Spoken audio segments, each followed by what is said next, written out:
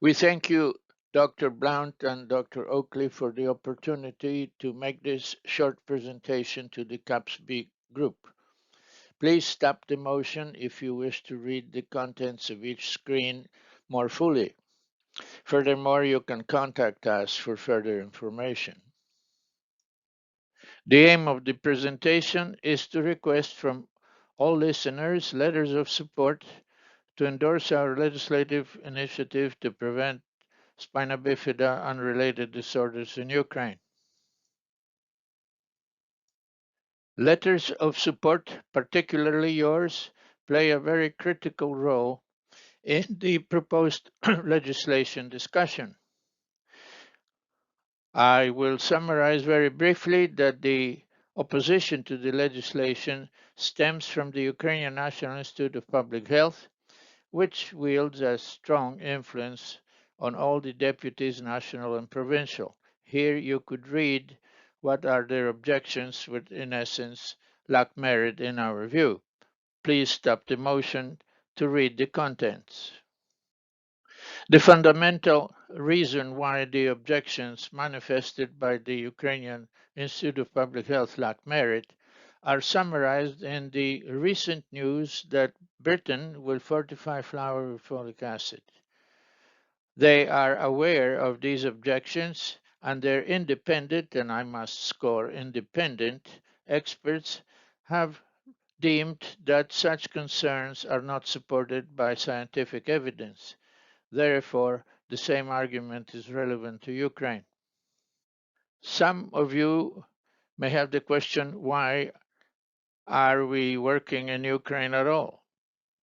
And it is fundamentally because in Ukraine is located Chernobyl, and there have been questions whether ionizing radiation would be manifested in particularly elevated malformation rates of one kind or another.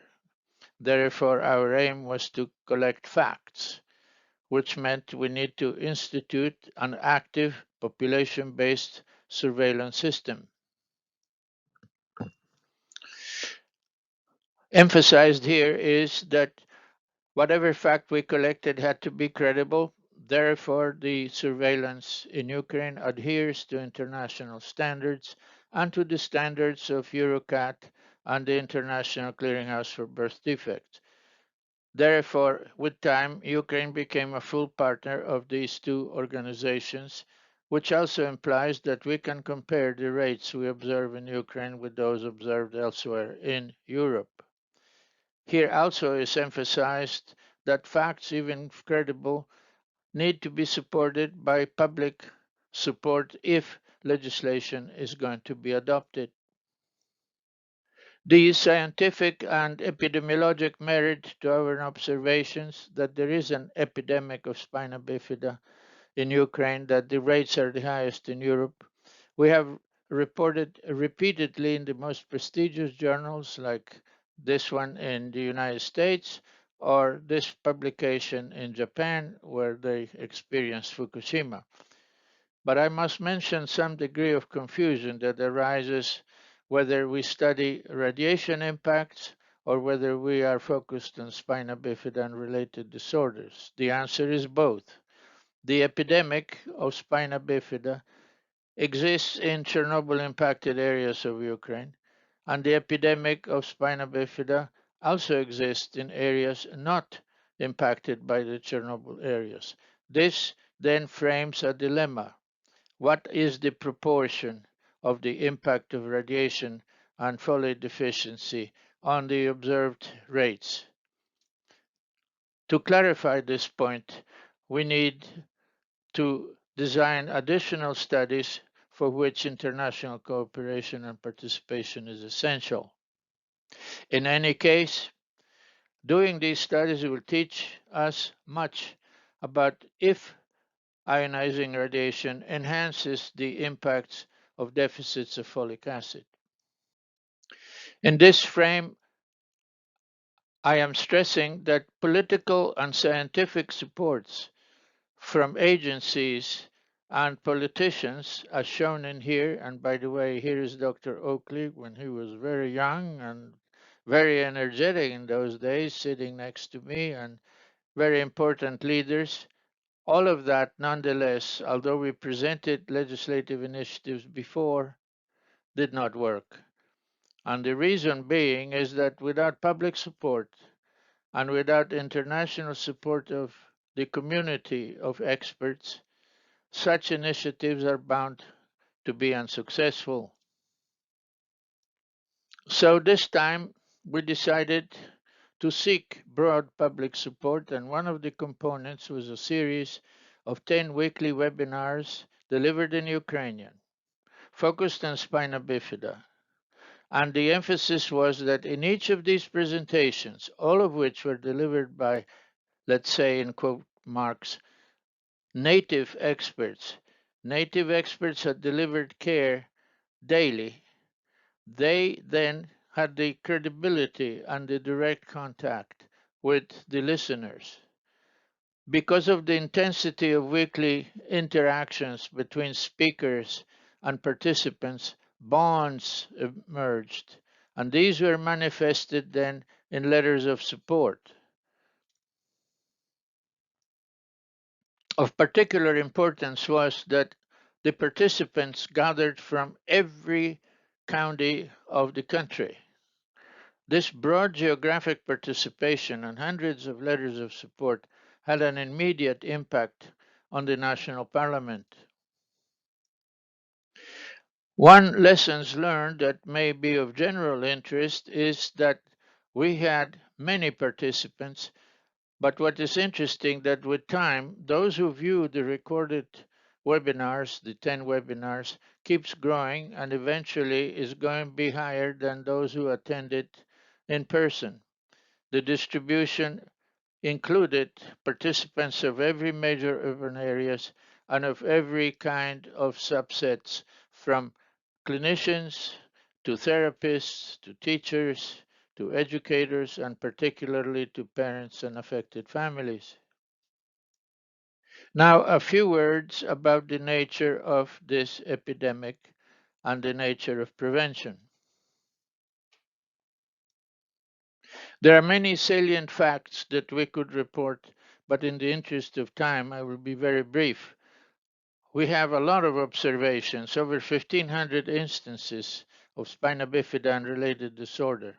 And one obvious component of what we have learned is that induced abortions, 64%, represent a major attention getter.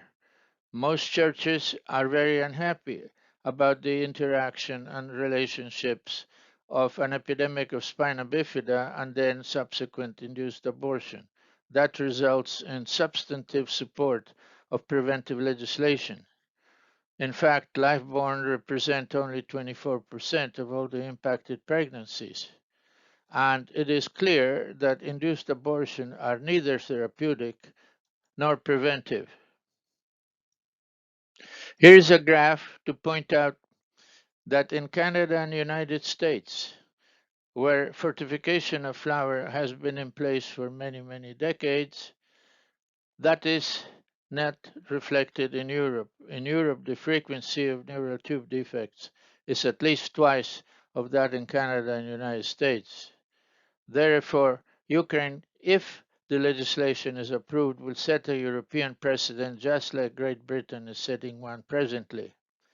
The frequency in Ukraine is substantively higher, and this is consistent study after study after study, and it is present in diverse regions. Some that are impacted by radiation show rates significantly higher than in areas that are not impacted by Chernobyl. But nonetheless, the frequencies in non-Chernobyl impacted areas are 70 to 80% higher than across Europe, and substantively several 100% higher than in the United States and Canada. When Eurocat reports data that includes Ukraine, then the credibility certainly increases. And recently, this is an example of a paper that has significant impact in Ukraine, and it should have it everywhere.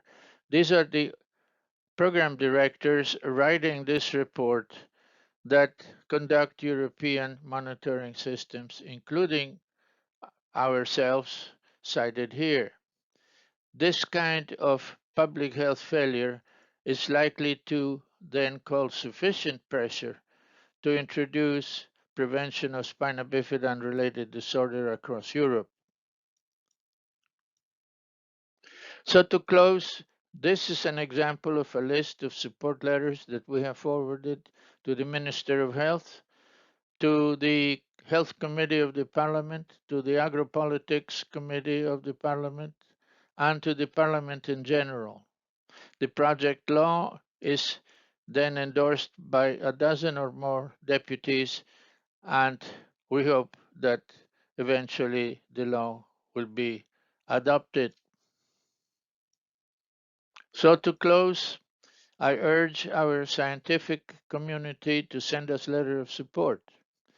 The community here, referring to the international conglomerate of professionals, parental organizations, and other institutes that can lend a helping hand, are essential to support what we do, and they are essential to support others that do the same elsewhere. The principle is the same. Every child has the human right to be born free from developmental anomalies we know how to prevent. And this standard we cannot ignore. So please send us your letter of support to this email, for which we will be very grateful. And we will do likewise if we can endorse other projects of this kind elsewhere. And now a short suggestion.